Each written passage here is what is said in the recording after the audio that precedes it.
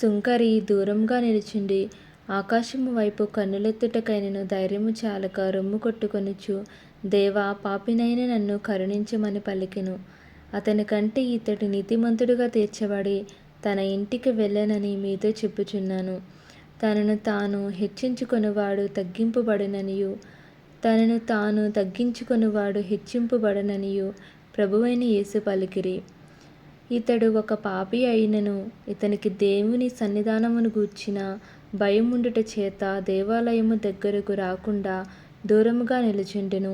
తన పాపములను గూర్చిన గ్రహింపు అతనికుండుట చేత అతడు తనను తాను తగ్గించుకొని ఆకాశము వైపు కన్నులెత్తుటకైనను ధైర్యము చాలక రొమ్ము కొట్టుకొనుచు, దేవా, పాపినైన నన్ను కరుణించమని పలికెను.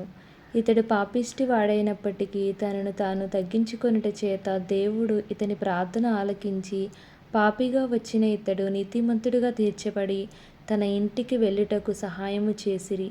అవును, దేవుడు ఎంత దయాళుడు. మనము కూడా తగ్గించుకొని ప్రార్థించెదము.